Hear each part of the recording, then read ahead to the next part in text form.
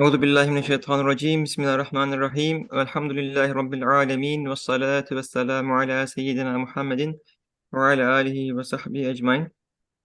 Assalamu alaikum wa rahmatullah everyone. Inshallah, this week we are continuing the tafsir of La ilaha illallah wahdahu la sharika lah lahul mulku wa lahul hamdu yuhyi wa yumit wa huwa hayyun la yamut biyadihi al-khair wa huwa ala kulli shay'in qadir wa ilayhi al-masir. And tafsir of this about its showing divine unity, divine oneness, and how we can understand from each of these phrases the road to understand divine oneness a bit better. And towards the end of the last week's session, we read through where you meet and deals that, and inshallah we will. And there was a very good conversation that started, but of course we didn't really have time to finish. So I would like to actually start with that and read through seventh phrase, and inshallah we'll hear about insights. And I would like to also cover the eighth phrase, which is also relevant in the sense that وَهُوَ حَيٌّ لَا يَمُوتُ, and he is living and dies not, for Allah subhanahu wa ta'ala. So inshallah I will try to go through those two this week. Bismillah ar-Rahman ar-Rahim. The seventh phrase, and deals death. It is he who causes death. That is, just as it is he who grants life, so it is again he who takes life and grants death. Indeed, death is not only destruction, extinction, that it may be attributed to causes or nature. Just as a seed superficially dies and rots while inside it a shoot is being kneaded and is coming to life, that is, it is passing from the particular life of a seed to the universal life of a shoot. So too, although death is apparently disintegration and banishment, in reality, for human beings, it is the sign, introduction, and starting point of perpetual life, in which case the absolutely powerful one who grants and administers life must certainly be the one who creates death. The following points to a mighty proof of this, the greatest degree of the affirmation of divine unity contained in this phrase. As is explained in the 24th window of the 33rd letter, through divine will, all beings are flowing. At its sustainer command, the universe is in continuous motion. With divine permission, all creatures are unceasingly flowing in the river of time. They are being sent from the world of the unseen. They are being clothed in external existence in the manifest world. Then they are being poured in orderly fashion into the world of the unseen. And it is there that they alight. At their sustainer's command, they continuously come from the future, stop by in passing, pausing for a breath, and are poured into the past. This flood of creatures is being made from top to bottom with instances of wisdom, benefits, results, and aims within the sphere of a most wise mercy and munificence, as is this constant traveling within the sphere of a most knowledgeable wisdom and orderliness, and this current within the sphere of a most compassionate solicitude and equilibrium. That is to say, an all-powerful one of glory, an all-wise one of perfection, is continuously giving life to and employing the families of beings and the individuals within each family and the worlds that those families form. Then, with his wisdom, he discharges them, manifests death, and dispatches them to the world of the unseen. He transfers them from the realm of power to the realm of knowledge. From daire-i Qudret to daire-i Ilm. Is it then at all possible that one who does not have the ability to administer the universe in its totality, whose authority does not stretch throughout time, whose power is not sufficient to make the world manifest life and death like a single individual, who cannot bestow life on the spring as though it were a single flower, attach it to the face of the earth, and then pluck it from it with death and gather it up, could such a one be the owner of death, and the grantor of death? Yes, the death of the lowliest animate being, even like its life, must necessarily occur according to the law of the glorious one, in whose hand are all the truths of life and varieties of death, and with his permission, and at his command, and through his power, and with his knowledge.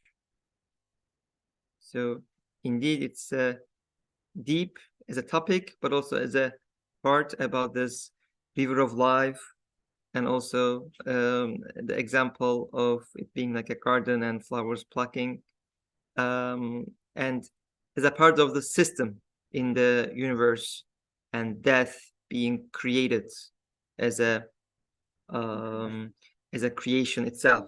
So inshallah, maybe Kulin Hoca, since you also had a few things to say last time on this, in a matter of also summarizing last week's thoughts as well, would you like to start us off, inshallah? I can't summarize last week's talk Not the full thing. because I can talk about death here and this seventh phrase, Exactly. which I have to say it's the most amazing thing I think I've ever read about death. It's just so rich and so profound that to discuss it in half an hour, because we're going to look at the eighth phrase as well. That's the only time we have, but this needs actually a whole conference, really, because death, as we said last week, is a taboo, particularly in modernity, in modern society. But this takes the sting out of death. You know, if you think of death like a scorpion with a sting, Ustad takes the sting out of death, and he makes it just part of the process. If you can scroll, he says, indeed, death is not only destruction and extinction, that it may be attributed to causes or nature. This is because when we see flowers dying, they become like what we call compost. They rot in the ground, and it doesn't look orderly. So it's much more easy to attribute it to causes or nature than if it looked orderly. But in actual fact, when a seed, for example, dies, and he says he superficially dies, it doesn't die at all, actually, but it dies to this realm. It dies with respect to this realm. When it superficially dies and rots, actually, this is perfect order. This is not something that nature can do.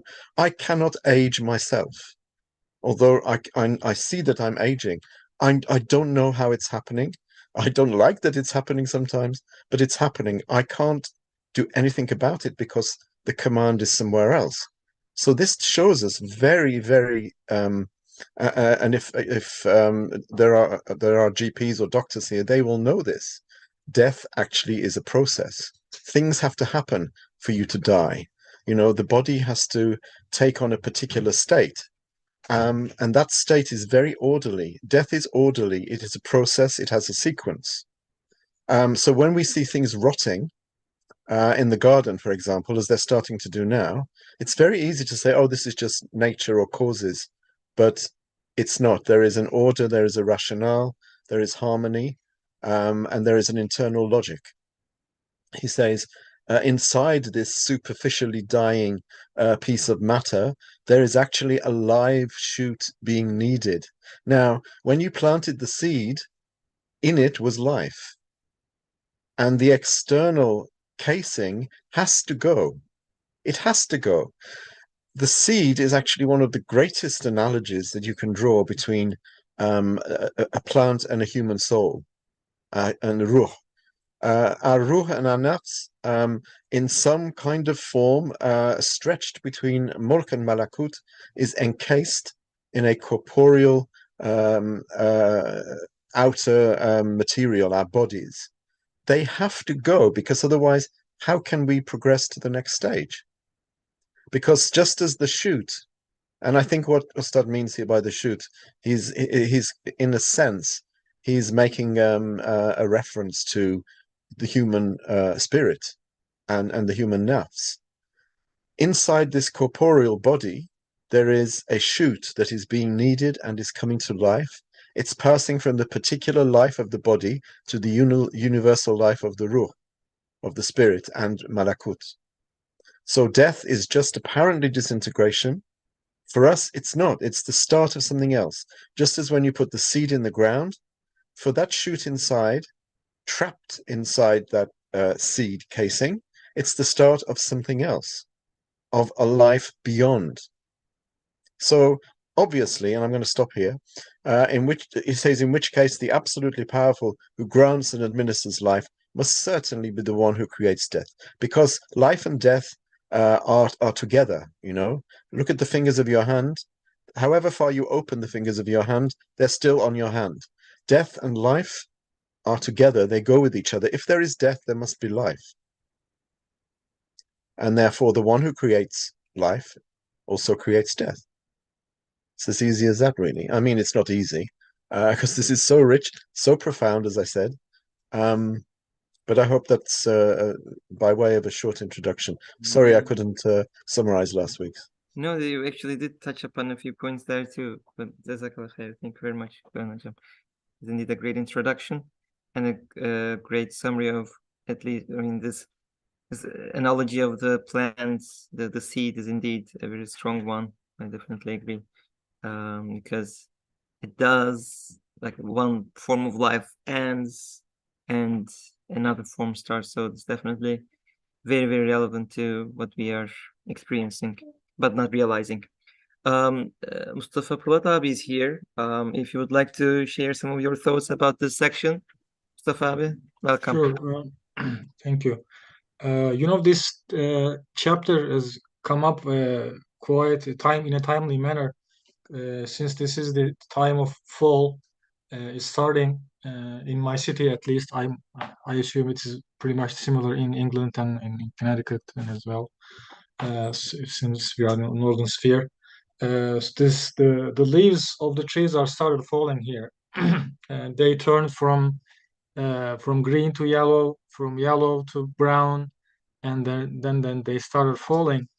And the place that I live is also quite a forest area. There are huge trees next to my house, and I watch every day that the wall, the driveway is getting filled with leaves, a lot of leaves. In just within this daily routine of our lives, I just go to the car, grab my key, start the car, and just move. I don't think of these things as much, but since we just read this part, I suddenly just I was reminded with this scene that I have been watching every day, in front of my eyes. And Ustad calls us, and actually Quran calls us to think about these things, about how, and this is the best example, I guess, to remind ourselves the passing of seasons, about death and life. I was watching a couple days ago, one of the birds was hitting the, there is a huge tree. It has hazelnut like seeds, like a little bit bigger than hazelnut. I don't know what the name of the tree is, but so they're falling down. The bird hits them, and then those seeds fall down to the ground. And I Could was be acorns, maybe. Probably, yeah. So it's a beautiful seed, and I watch it every day. They're falling down, and I don't think of it as much, why it is being falling. I just focus on the thing that our driveway is getting, filled with, seeds. But in reality, this is a big, ayat of Allah, signs of Allah, and the creation and passing by and coming and going, and this whole process. It should be reminding us about our life as well in this scene. So this is really interesting that we should see the process, as Cornel Hocam also pointed out, as Ustad mentions here. This is a process of coming and going. The process is actually happening every day, every second in our lives. The death is not only the time that we die, we give our last breath. Actually, death happens every day. Allah's names and attributes are manifested upon us every day of death and life. Our cells are being died is dead, and new cells are coming every new day is coming with a new life. A lot of things happen within the day, during the day, and the next day something else happens. We go to the sleep, and miraculously we pass out. Our conscience go away, and the next day we wake up, and this is a new day. This is actually coming to back to life consciously, and we don't think of it this way. We just focus on our last breath, and we get scared somehow that this is gonna be our end of our lives. But in reality, this happens every day, and we should see it, this process. We should focus on the process and see the beauty of it, and how Allah creates in an orderly manner. Just like life is so orderly, the death is so orderly as well. Ustad gives the example, I guess it was in the 18th letter, about this passing of the river, the flow of the river, and the sunshine being reflected on the bubbles of those on the river. And this is the life, this is the process. uh, Everybody has a certain time within this life, and we just manifest the names of Allah in a certain time during our life span, also in our daily lives, every day, in every second. And so wherever we came from, we will go back to where we came from. We came from Allah, we will go back to Allah, and we are with Allah in every second. So this is a great reminder of the reality, the truth of time and life itself. And so it reminds us to be prepared for that, knowing that we are going back to Allah. Inshallah. Yeah, Jazakallah khair. Thank you very much. Indeed, your example of river, right, the shining objects on the river is a good parallel to the description of time as river here, right? So Yes. time is like a river, and things go from non-existence into the present time and down to the next life, right? From the world of the unseen, they come, they stop by and stop and go. It's like a flood of creatures, right? I mean, that example, that analogy of river and flood is definitely very relevant in this case too, right? With the flood of creatures coming from, like they are going, they stop by and go, and all of this current, right? Again, this current, I mean, all of this flow itself is the thing that proves to us, I think, what it's the creation of Allah, that movement, that action, that unceasing action tells us about our Creator. So then the orderliness within that, right? These are some of the keywords that I can bring out based on what you have said. But really, this and the one interesting thing that I would like to also point out and maybe ask, Allah subhanahu wa ta'ala, He discharges them, manifests death, and dispatches them to the world of the unseen. He transfers them from the realm of power to the realm of knowledge. So should I understand this part as like there is no destruction for whatever thing that is being dying, be it, I mean, for human beings, definitely is the case, we know, but also for any of the other living being that goes to from this manifest world to the world of unseen, and or this world of a realm of power to the realm of knowledge. So should we say that there is no destruction because it all goes to the knowledge of Allah subhanahu wa ta'ala? Should we understand this part as such? Kolmecem, any comments on that and this river analogy as well? Yeah, actually, I think what you just mentioned, Mustafa, is if you can scroll up a bit, go back a bit, something which struck me. It's connected to what you've just said. The other way, please. Yeah, there we go. At their sustainer's command, they continuously come from the future. Now, excuse me, how do we understand this? I mean, we're living at the moment in time and in space and in place. But in Malakut, things are very different. And there is a kind of time, but it's very, very different to the time that we experience. But there is no, it's not spatial at all. This is why Ostad here says they go from the realm of power, further down where you were just remarking, and into the Dairatul Ilm. So they go from this corporeal world where they are enmeshed in the causal nexus of time and space. And when they pass into Malakut, where it's very different, and the future and the past are there all together. So when Ustad says they come from the future and they're poured into the past, if you can imagine, actually I can't describe it, but if you can imagine a bird flying down diagonally into a river and going into the river, taking a fish, and then going out in the opposite direction, it's coming in a sense from the future. If you just think, temporal spatially, and then it's going to the past. If you think of a sort of a right to left motion. Now, obviously, I can't describe it and I can't articulate it because I don't have the language to do that because I am in time. But in Malakut, all of the divine names, all of the unseen, whatever is unseen, Alam and Mithal, Akhirah, the Ferdos where we were before we came to this realm, that is all there in different realms, a hierarchy of realms in the unseen.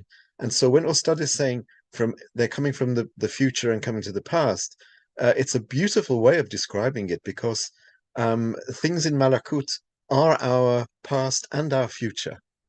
So what he's saying is they come from Malakut, they stay here for a moment, and then they go back to Malakut. So, Allah is the Masir, right? Towards him is the Masir. Towards him is this motion coming from the future. What that means, it's coming from Malakut. It's stopping for a brief moment in this corporeal world, and then it goes back.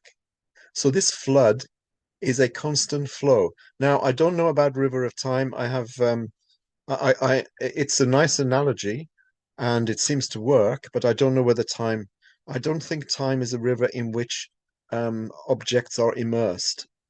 Like there's a duck in the river, there's a fish in the river.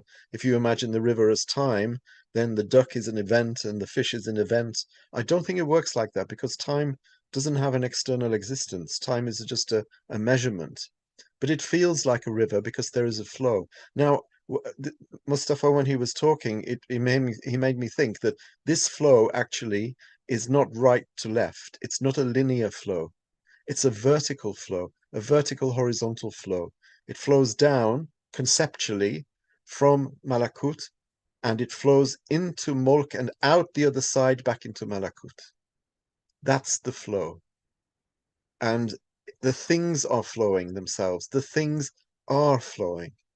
Things are in flux. So it's not a case that there is time and then there are things which are immersed in time. The things themselves are the river of time, if that makes sense. Yeah, it's like this flood from that perspective could actually be a bit more adequate way, maybe, right? Like he says this flood of creatures. Yeah. Now there's no vacuum. So Ustad is saying the same thing. I mean, that's how I'm reading it. I may be mistaken. But the creatures are the flood. Agree. Like what Fatabi wrote on the chat as well.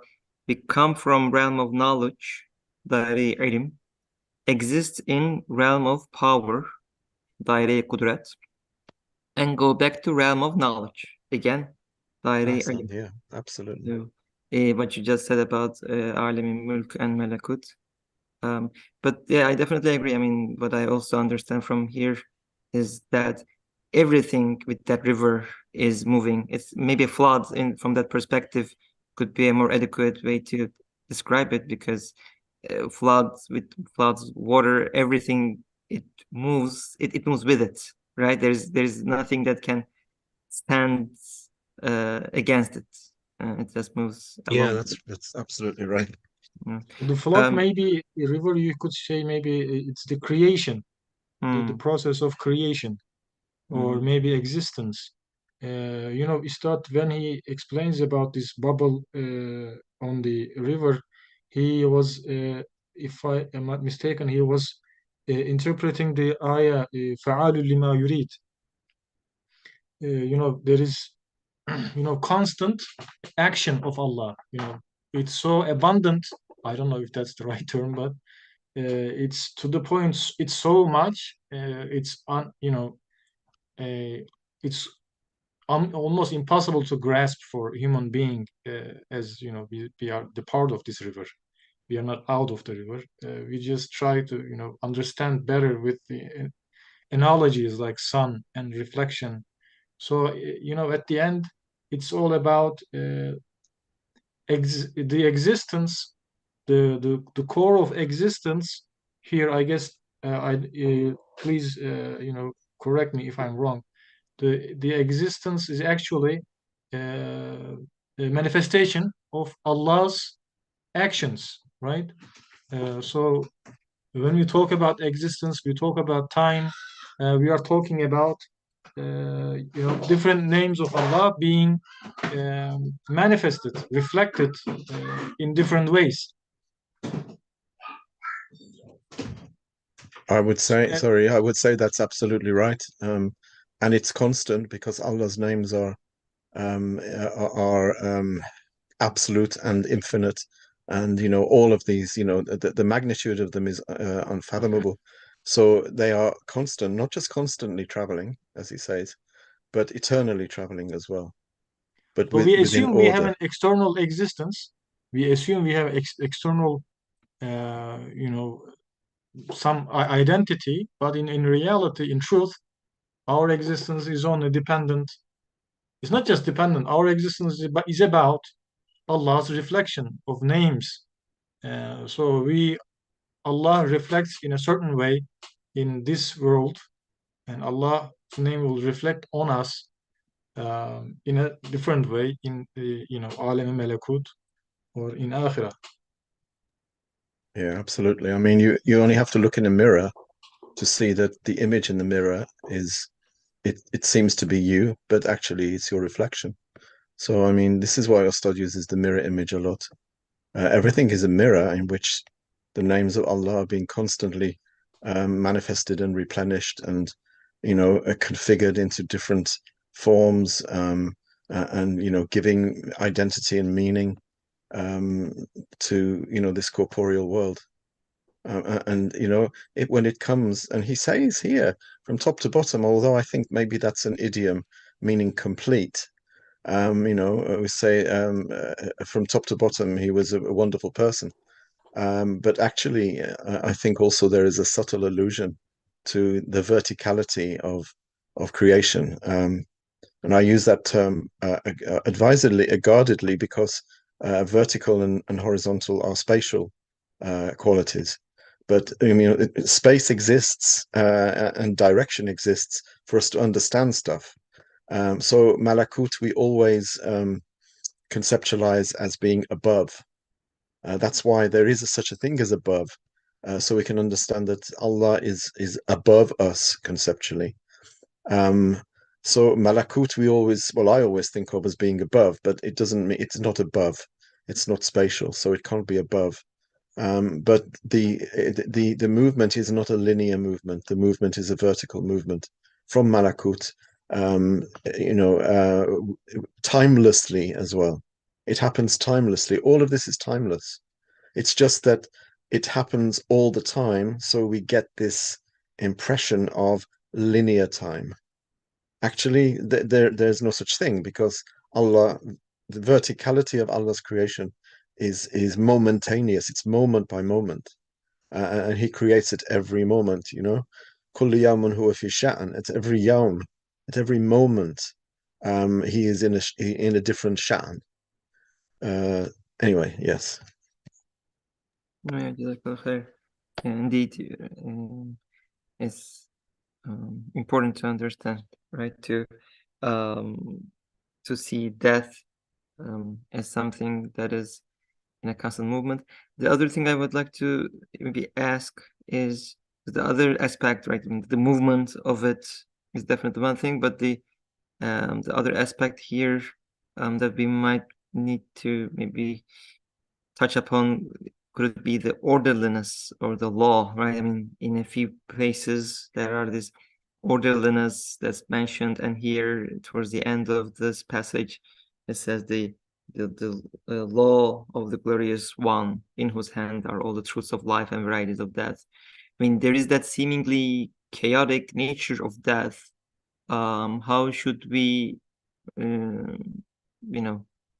bring this and the law and orderliness together? Is there a way for us to see this orderliness within this seemingly chaotic instances of death? I know, Mustafa, would you like to touch upon that a little bit? How should we see the order within death? Yeah, I guess we have touched upon a little bit about what we have been discussing. The process and the river example, coming and going, the way things come to life and the way things, die. As you start, just has given the example of spring and season and the seed, uh, you know, uh, the trees, the plants, when they die, they leave the seed as a result, and the seed is actually the continuation of the life of that particular tree, and it's Allah creates them in an abundant way, so every tree or every plant has multiple seeds, uh, you know so there is an abundance, uh, and Allah puts the program into the seed. Look at the system in seed. The seed itself has complexity that's more than the tree itself, because Allah puts the program of the whole tree into that small seed. So the seed itself, if it is if from one perspective, if it is the death of the tree, then it is not chaotic, but it's actually more orderly than the life of the tree itself. So it's the same. It's the same that goes with humankind. Allah just like records the identity of the tree in the seed. Allah records our deeds. Allah records our character. Allah records everything in our, in physicality. We know from the science there is DNA. Our, many things are coded within the DNA, and the DNA itself is not less complicated than the body, our body. So we should be more, confident to say that death is not chaotic at all. Just like Allah records our, existence and character and everything in our DNA, Allah records also our deeds, so that it will come back in a different realm, inshallah. Jazakallah khair, thank you. Khalid Najam, any thoughts on that? Otherwise, we can. I think Mustafa gave a perfect answer. I can't add to that. Just quickly to say that there is a reason that sleep and death are compared. Sleep is the brother of death. Brothers are very, very similar in many ways, but also very different. We sometimes crave sleep, actually, especially if you suffer from insomnia, and actually I do quite severe insomnia at times. And you know that you want to die, in a sense, in inverted commas, because you want to sleep. So we crave sleep, and we know sleep is the brother of death. But sleep looks very appealing to us, especially when we're tired. But death doesn't look appealing because, as you said, Mustafa, it looks sometimes chaotic. It looks sometimes bloody, painful, and that's for a good reason as well. death shouldn't be taken lightly. Now, if death were as easy as, you know, stepping into a bath or under a shower or into a garden, in fact, actually, it is that easy. But if it appeared easy, people would want it, and they wouldn't stay around here very long. So death has to appear very Jalali, right? Allah's Jalal name. For me, sleep is Jamal, but death is Jalal. You know, they're brothers, but they're complementary, and they have opposite qualities. So Mustafa actually, when he was talking, it's talking about the order. There is an order in sleep. You know, it's not chaotic. Sleep is not chaotic. Believe me, it's not chaotic. If you want to sleep and you can't, you realize it's not in your hand. It's absolutely not in your hand. Things have to happen. So many things have to happen for you to sleep. So many stages, so many processes, so many chemical interactions, all of these things. It's very, very harmonious. Death is exactly the same as Mustafa said. There is an order in it. There is no chaos in it, actually. But death has to look a little bit, you know, oh, I don't really fancy that, because otherwise you would embrace it very easily, and Allah forbids us to take our lives. So you know, there is an externality to death which is quite, you know, Jalil. It manifests Allah's Jalal, and that's for a good reason. Yeah, so I didn't have anything to add to what Mustafa said. A little bit different, but he inspired me with his perfect explanation. Yeah, Jazakallah khair. No, both were very excellent. Thank you very much. It is great. I would like to, inshallah, go to the next phrase so that we have time to discuss a bit. But Mustafa, did you have something to say? Ali abi, you want to say something? Yes, a little. Assalamu alaikum, brothers. Stated very well. I'd like to share similar things with an example and a few sentences from the first letter. I'd like to share. الذي خلق الموت والحياة. That is created by Allah in the same way the life is created by Almighty Allah. An example, very clear, but I'd like to share. In every country, a lot of soldiers are coming to the army every day, for example, and a lot of soldiers are going. Discharge, coming, going. Commander of the army cannot say, coming to the army is so important for order, but going is not important. Anytime if soldier wishes to leave the army, he can go, because going doesn't influence the order of the army. No, it is at the same level so important. Coming to the army and going to the army. Soldiers coming, soldiers going. That's why very interesting. Everybody knows, for example, one soldier will leave the army on Wednesday, for example. If an official in the army, in that office, if official sends the soldier on Tuesday, for example, not Wednesday, this is a serious problem for that official.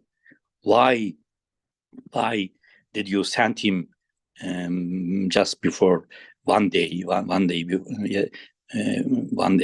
Is it important? Yes, important. 1 hour, 1 day, to preserve the order of the army. What about on the face of the earth? Numberless animals are coming, numberless animals are going. Their time of life is different, and their functions are different, but all of them are looking to each other. Ants, bees, goats, cows, fishes, they are coming, going. To understand the order, both should be governed.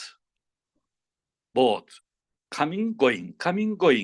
Otherwise, the order will be spoiled. instance in any time. I think the example of army can help us. And I'd like to share a few sentences, very short, from the first letter about the explanation of the second ayat of Mulk Suresi. Not all of them. Bismillah. For although the death of fruits, seeds, and grains appears to occur through their decay and dissolution, it is in fact a sort of kneading that comprises exceedingly well-ordered chemical reactions and a balanced combining of elements and wise formation of particles. Their unseen, orderly, and wise deaths appear through the life of the new shoots. That is to say, the death of the seed is the onset of the shoot's life. Onset, beginning? I think starting. That's to say, the death of the seed is the onset of the shoot's life. Indeed, very interesting. And what it will be said with indeed, previous center is clear, but indeed is coming. That is to say, again, I'd like to repeat the previous center. That is to say, the death of the seed is the onset of the shoots of life. Indeed, since its death is like life itself. I think in the original text, aynı hayat. Aynı hayat. Mevt, aynı hayat. Since its death is like life itself. It is created and regular, the same as life is. The same as life is. And moreover, the death of living fruits and animals in the human stomach is the beginning of their rising to the level of human life. It may therefore be said that being thus, their death is more orderly. Interesting. More orderly and created than is their life. I think relatively that seems to be chaotic. No, like stars. Stars also seems to be mixed, but peerless order is seen in the sky. I think the same. It may therefore be said that being thus, their death is more orderly and created than is their life. Yes. Thank you. Thank you. Thank you very much. Indeed. It is very relevant and very important points, right? Like we might not be able to see the order because it doesn't mean that it is not orderly, right? Like the stars, it is definitely orderly, and as you said, could be more orderly than life itself, because within that seeming chaos, it's actually very, very orderly, and it's very important to not spoil the balance, and and does show one creator. Okay. Any other thoughts before I switch to the 8th phrase, inshallah? Can I just say one very quick word Sure. about Ali Abi's beautiful example of the soldiers coming and going? Sure. You know, if you mutiny, if you leave the army without permission, it used to be that it was punishable by death. So you can see how important it is for an army to do its job. Everyone has to be brought in and as Ali was saying, dispatched in an orderly manner. And if you, this is what we were saying, you can't take your own life, right? You can't mutiny against your own life because you will be punished. So, I mean, it's a beautiful analogy, and I can understand now, particularly after what's just been said, why Ustad uses military examples so profusely in Risale. At first, when I started reading them many years ago, I was thinking, why so much about the army?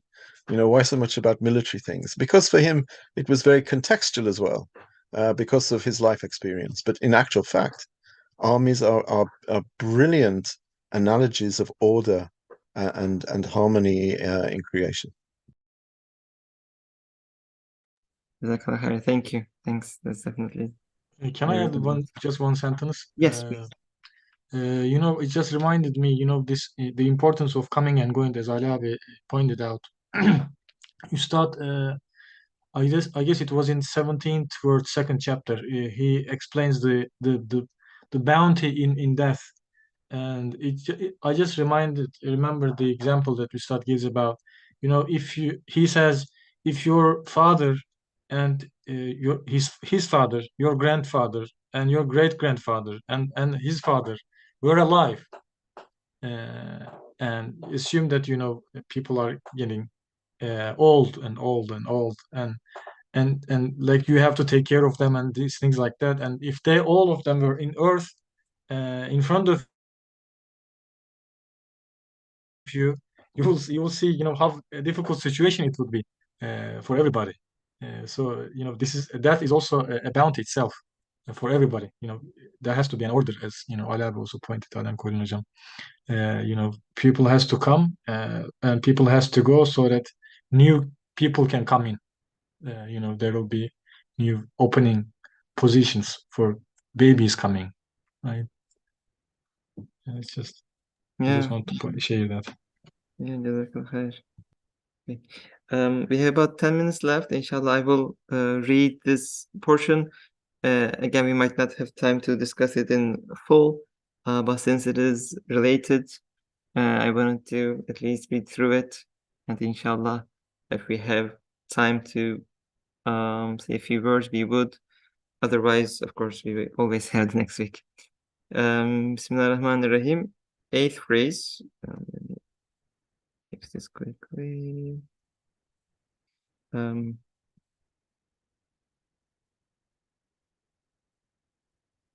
Okay. 8th phrase. And he is living and dies not. That is, his life is perpetual. It is pre-eternal and post-eternal. Death and evanescence, non-existence and cessation cannot befall him. He who is pre-eternal must certainly be post-eternal. Azali and abadi. He who is sempiternal must certainly be eternally enduring. He who is necessarily existent must certainly be without beginning or end. How could non-existence touch a life of which all existence, in all its varieties, is its shadow? Non-existence and ephemerality and cessation could in no way encroach on a life through whose manifestation all lives continuously come into being, on which all the stable truths of the universe are dependent, and through which they subsist. Yes, one flash of that life's manifestation accords a unity to the multiplicity of things, all of which are subject to decline and disease, and makes them display permanence. It saves them from dispersal, preserves their existence, manifests in them a sort of continuance. That is, life accords a unity to multiplicity. It makes it permanent. If life departs, the unity disintegrates, it ceases. Most certainly, ephemerality and transience cannot impinge on that necessary life, from a single manifestation of which all those innumerable flashes of life proceed. Decisive witnesses to this truth are the transience and ephemerality of the universe. That is, through their existence and lives, beings bear witness to and point to the life of the undying, ever-living one, and to the necessary existence of his life, and through their deaths and their ephemerality, they bear witness to and point to the perpetuity of his life and its eternity. There's a footnote here. When the Prophet Abraham alayhi referred the subject of the rising and setting of the sun in his debate with Nimrod to life and death, it was a transition and progress from a particular meaning of the giving of life and death to a universal meaning. It demonstrates the most illuminating and widest sphere of the proof, and does not, as some commentators on the Quran have asserted, abandon the hidden proof for the obvious one. So there is like a tafsir note here as well. And I'll continue. For the fact that on the demise of beings others follow on after them, manifesting life like them and taking their places, demonstrates that there is an unceasingly living being who continuously renews life's manifestation. Bubbles on the surface of a flowing river sparkle in the sun and disappear. Troop after troop of bubbles appear, following on one after another. They display the same sparkle, are extinguished, and vanish. Sparkling and being extinguished in this way, they point to the continuance of an elevated, enduring sun. Similarly, the alternation of life and death in these constantly moving beings testifies to the continuous and perpetualness of an ever-living, ever-enduring one. Yes, beings are mirrors, as darkness is the mirror to light, showing up the light's brilliance to the degree of its intensity. So due to the contrast of opposites, beings act as mirrors in many respects. For example, beings act as mirrors to the Maker's power through their impotence and to his riches through their poverty. Similarly, they act as mirrors to his everlastingness through their ephemerality, through their poverty in wintertime and glittering wealth and riches in springtime. Trees and the face of the earth act as mirrors in most unequivocal fashion to the power and mercy of an absolutely powerful one, a possessor of absolute riches. It is as though all things are making supplication together with Uwais al-Qarani through the tongues of their beings and are saying, O Allah, you are our sustainer, for we are mere slaves. We are powerless to sustain and raise ourselves. That is to say, the one who sustains us is you, and it is you who is the creator.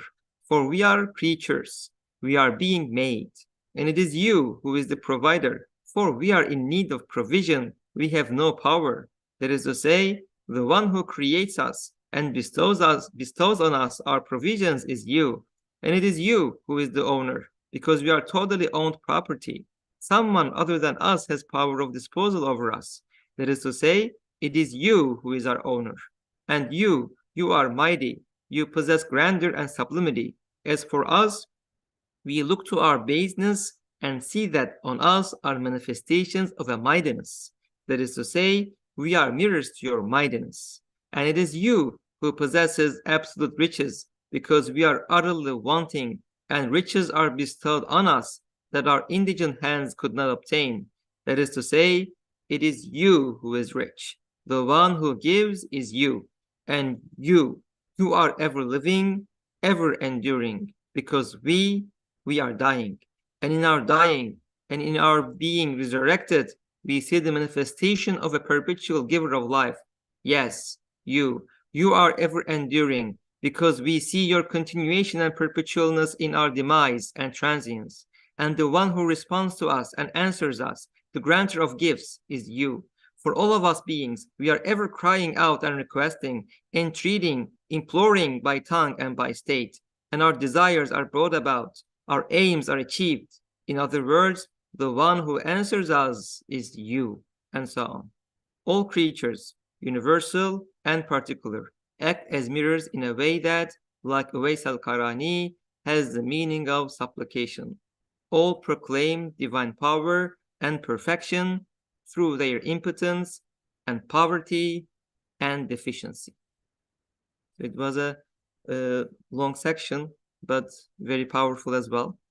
As I said, we won't be able to finish everything now, but maybe from Mustafa Polat abi, we might have some thoughts very quickly, since we cannot guarantee his presence next week. And then maybe we will have some final insights from Konan Hocam. Inshallah. Yeah, this is the dua, I guess, the proclamation of Uwais al-Qarani is so powerful. It's good to reflect on this and discuss it to understand better, but it's also a kind of a zikr that should be, read and, repeated constantly to, open our hearts and minds to the, all-powerful one of Allah subhanahu wa ta'ala, and to understand better our condition, before him. This is, every salah, every worship, every dua is a reflection of it. To acknowledge our impotence, to acknowledge our transience, and to acknowledge Allah's eternity and His power. So at the end, life and death are great examples of of Allah's power and our impotence. So this is the end was really powerful. That it touched me.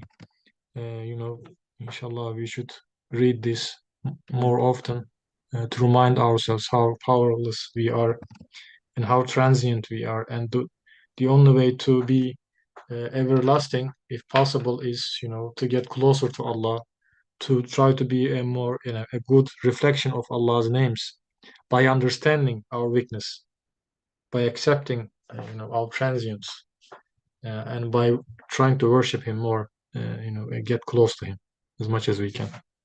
Yeah, inshallah. Indeed, as you said, right, this supplication itself is even powerful to keep us again and again read this section.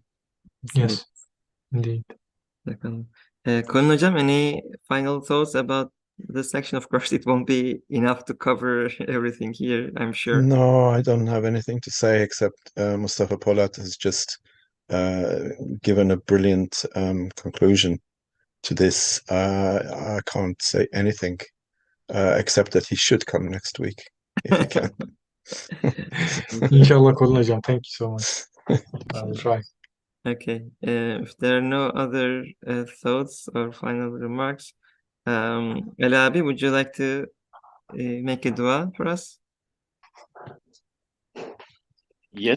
سبحانك لا علم لنا إلا ما علمتنا إنك أنت العليم الحكيم وآخر دعواهم أن الحمد لله رب العالمين ربنا أتمم لنا نورنا واغفر لنا إنك على كل شيء قدير ربنا اغفر لنا ولإخواننا الذين سبقونا بالإيمان ولا تجعل في قلوبنا غلا للذين آمنوا ربنا إنك رؤوف رحيم ربنا ظلمنا أنفسنا وإن لم تغفر لنا وترحمنا لنكونن من الخاسرين ربنا آتنا من لدنك رحمة وهيئ لنا من أمرنا رشدا ربنا لا تجعلنا مع القوم الظالمين ربنا لا تجعلنا فتنة للقوم الظالمين ربنا لا تجعلنا فتنة للذين كفروا واغفر لنا ربنا إنك أنت العزيز الحكيم ربنا آمنا بما أنزلت واتبعنا الرسول فاكتبنا مع الشاهدين